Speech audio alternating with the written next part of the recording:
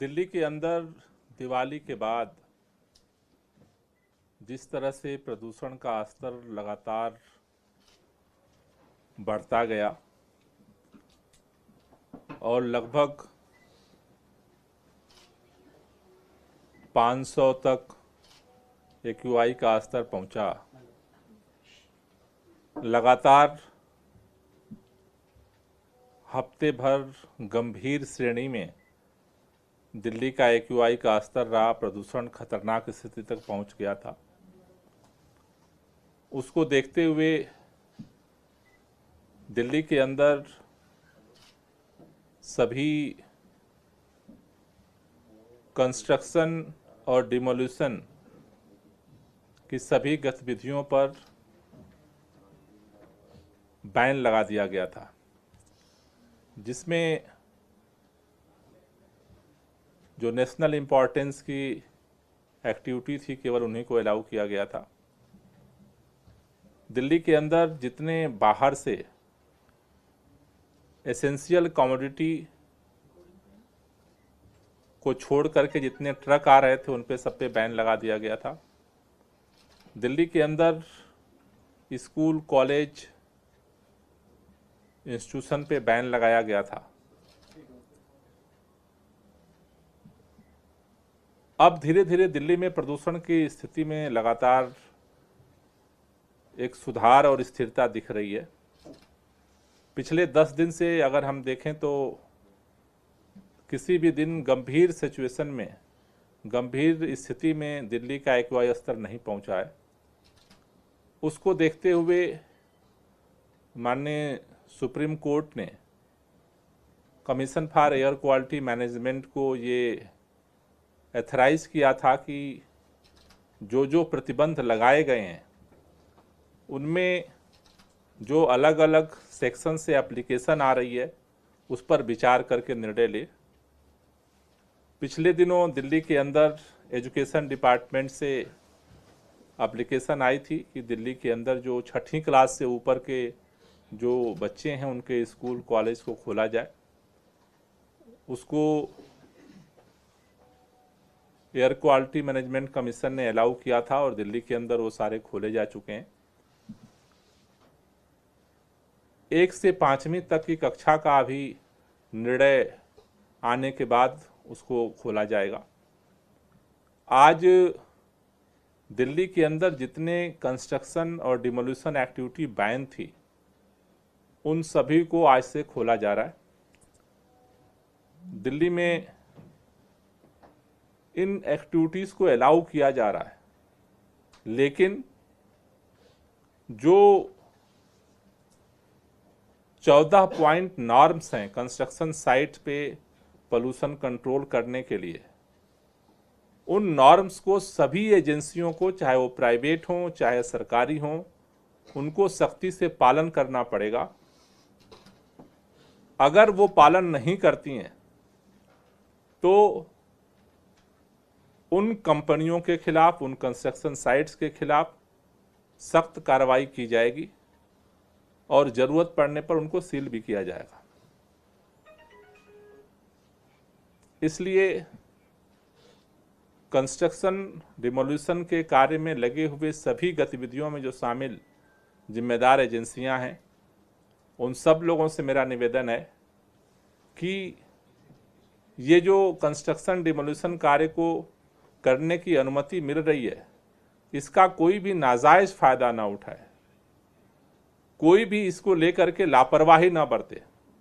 अगर 14 point norms, जिसमें जहां भी कंस्ट्रक्शन हो रहा है उसके चारों तरफ दीवार खड़ा करना 3 सेट का, जहां पर 20,000 वर्ग मीटर से जितना बड़ी साइटें हैं वहां पर एंटी स्मॉग गन लगाना, पानी का छिड़काव करना, तिरपाल से ढकना, ट्रकों के आने जाने की सफाई करना, जितने तरह के 14 पॉइंट्स नॉर्म्स हैं दिल्ली के अंदर, हम डीपीसीसी, एसडीएम्स, एमसीडी की जितनी एजेंसियां हैं, टीमें हैं, ये लगातार इनके मॉनिटरिंग का काम चलता रहेगा।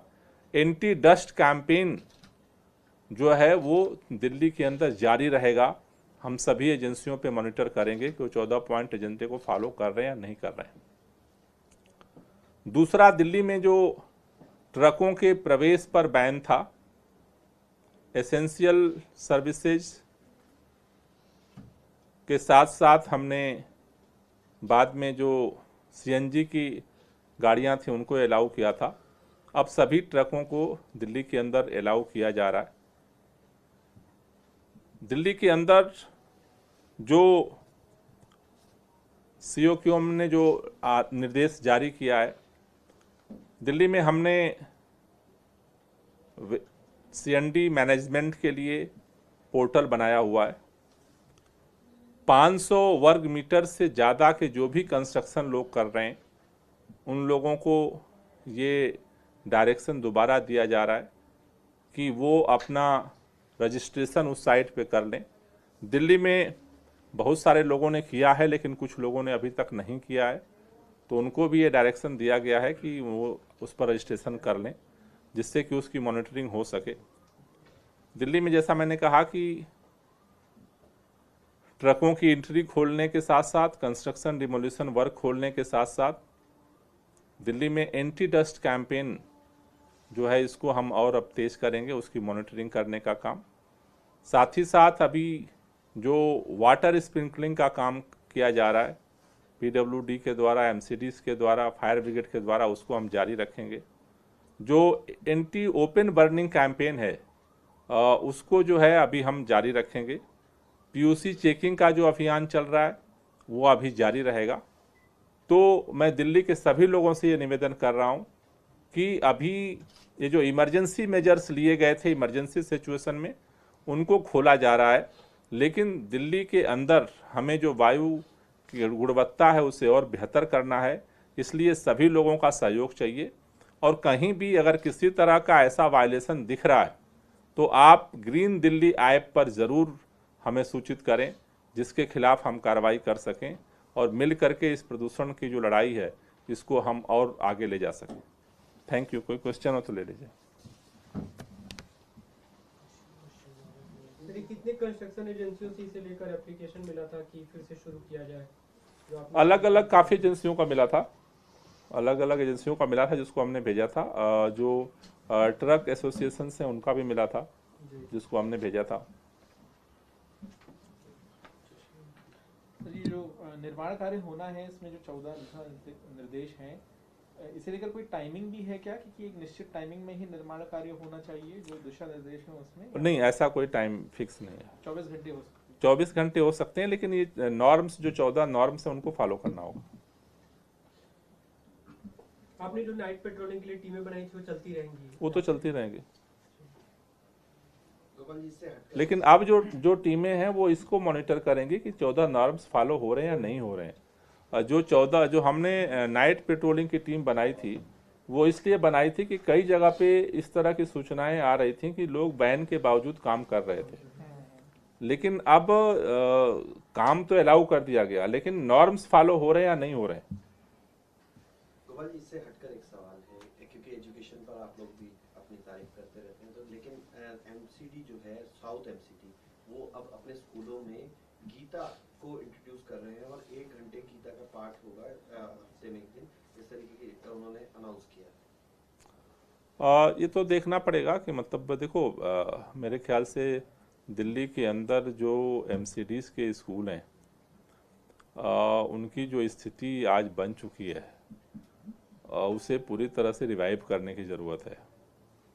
तो मेरे ख्याल से ये टोकन कुछ ऐसा करने वैसा करने से तो नहीं होगा। दिल्ली सरकार के स्कूलों में जो सुधार हुआ है एक टोटल विजन के साथ हुआ है और सभी सेक्टर्स में सभी तरह के, चाहे वो ट्रेनिंग हो, बिल्डिंग हो, सभी करिकुलम हो, सभी फील्ड में काम हुआ है, तो रिवाइव हुआ है। तो मुझे लगता है कि अब जो वहाँ पर उन्होंने ये किया है तो एक टोकनिज्म है, उसका क्या होगा, कितना उसका शिक्षा के गुणवत्ता पे असर हुआ है, तो अभी देखने वाली बात। Thank you.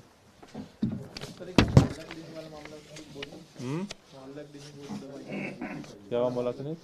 मोहल्ला क्लिनिक से जो दवाई दी गई बच्चों को, उसमें कुछ बच्चों तीन बच्चों की डेथ हो गई सर। तो अब जैन साहब बताएंगे, मैं कैसे बताऊं? बच्चे दिल्ली के थे ना, इसलिए पूछ रहा है।